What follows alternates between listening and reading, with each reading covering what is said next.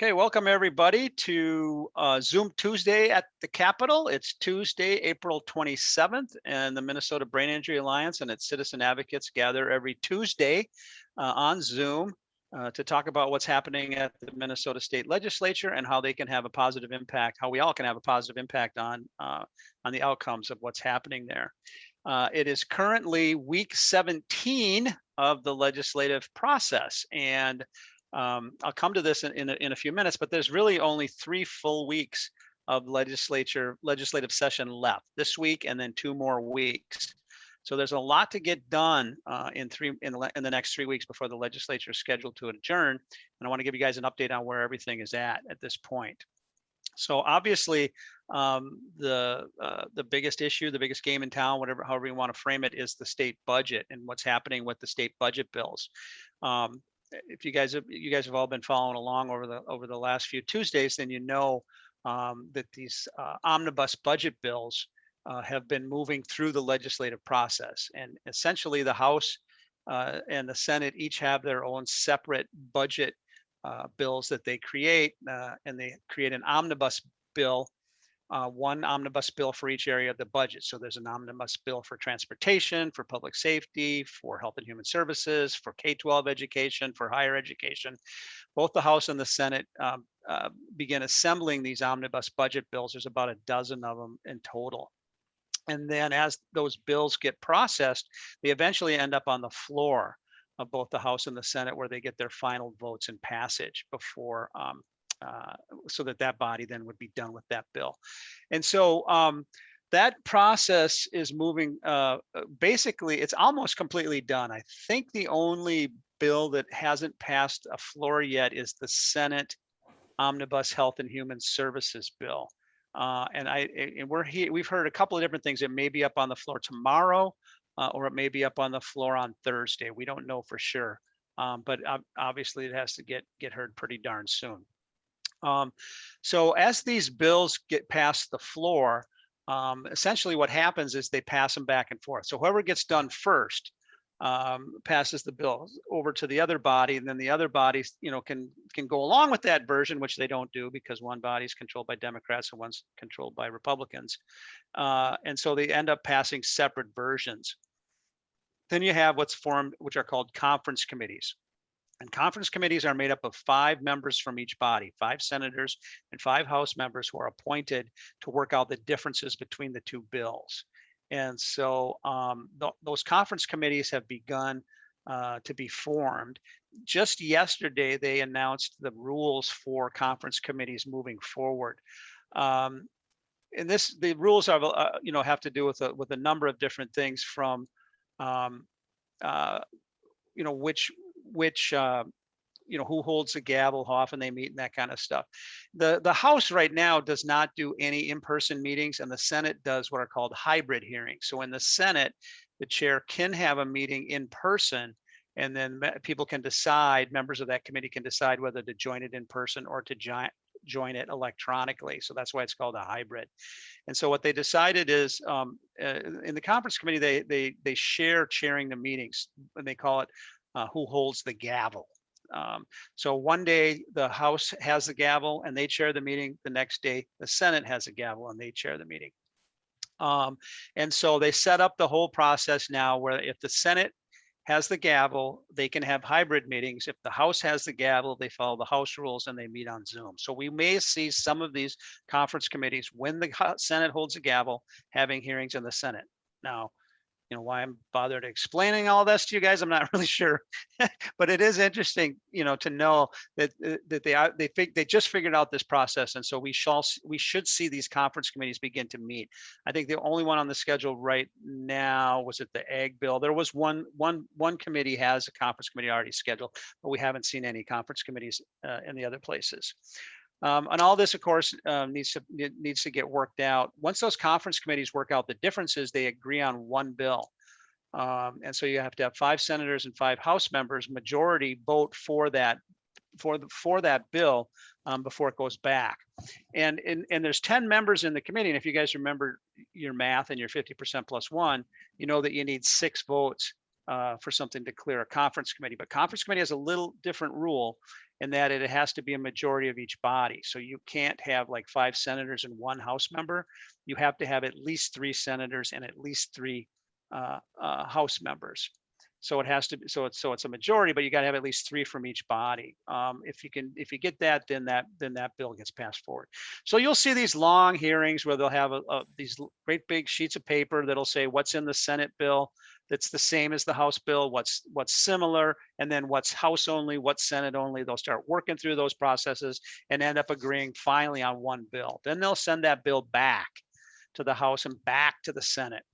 It's important to note that at that point, those bills are not amendable. They're only there for a straight up or down vote.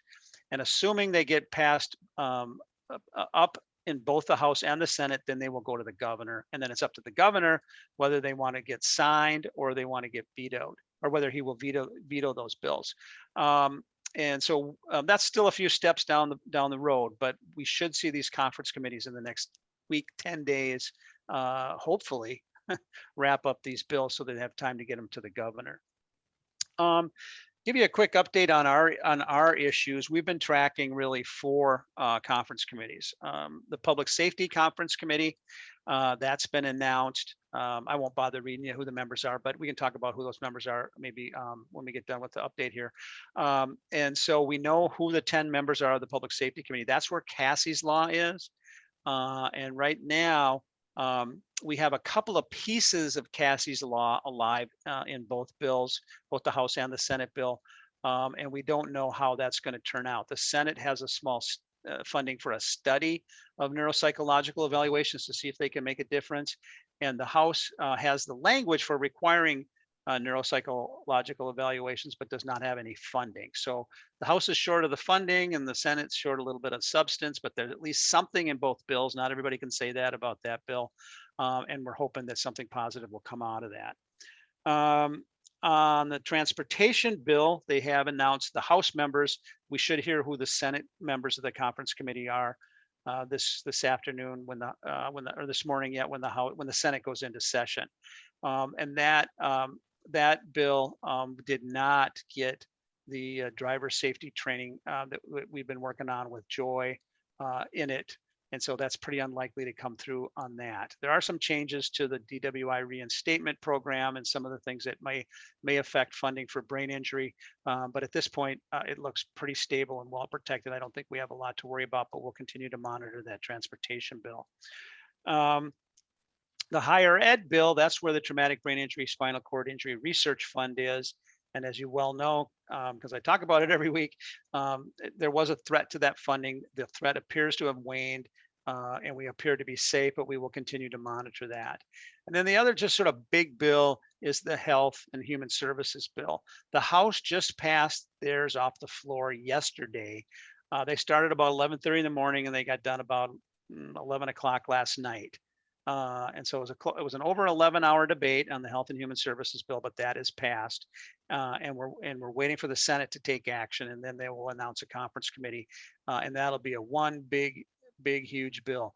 They are taking a few pieces of that healthcare bill on the Senate floor today. Not entirely sure why. But there are some provisions that are both standalone bills and in the Senate bill. Some stuff on telemedicine and some of the stuff that Jim Abler is trying to do with some of the disability issues. The only thing I can speculate is maybe because there probably will be some abortion debates on Health and Human Services bill in the Senate. There probably are enough votes for those kinds of debates, and I think they want to have debates on telemedicine and disability policy without being in the middle of a fight over abortion. That's just a guess. I don't know that for a fact, but I'm guessing that's why we'll see that, and that we should have.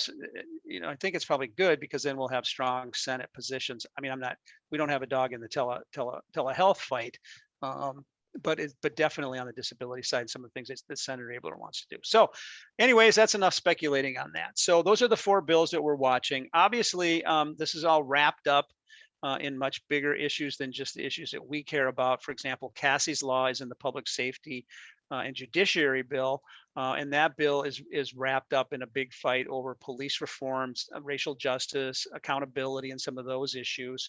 And we have to see what happens with that. There really are sort of three outstanding major political issues that I think need to get worked out before we can get a budget agreement. And that is number one, sort of what are we doing about COVID-19 and emergency powers? And what are we going to do? Is the governor going to maintain the public health emergency and those powers, or are there going to be some limits placed on those powers? And I won't, dive into it, but you can probably guess the Republicans and the Democrats have different ideas about about those powers and who should have them and who shouldn't. Um, there's also federal funding coming to Minnesota that came through some of the stimulus packages that were in place last year, and then the big stimulus package that passed this year under Biden. So you have federal dollars coming to Minnesota.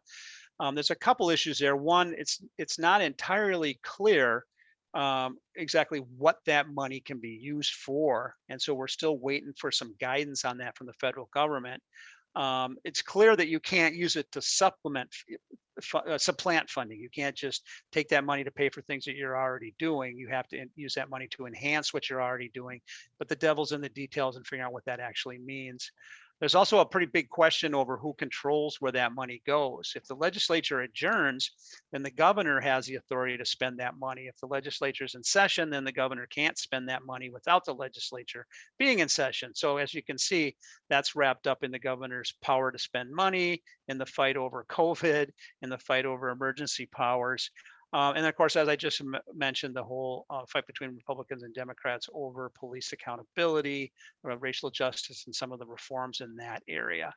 Um, your guess is just as good as mine, and we could, each of you could probably do your own YouTube video on what you think about this in terms of how that's going to iron itself out. But the fact is, well, it's not a fact, but I'm pretty convinced that they're not going to come to a budget agreement without resolution of those three issues. Emergency powers with COVID, federal funding and who controls it, and what's going to happen with police reform and police accountability. That those things are going to have to be significant progress is going to have to be made on those three things before they're going to agree on the state budget. And so it's a lot to do in 3 weeks, but that's where we are. That's where our issues are. That's where the process is. And as much as you guys probably love to listen to me yammer on about and speculate on politics, I think I'll wrap up for now with that update and have you guys stay tuned and make sure you're staying on, checking that schedule and looking for those conference committees and watching those hearings if you're interested in spending 11 hours watching politicians argue. So with that, I'm going to stop the recording and thank you guys for your attention.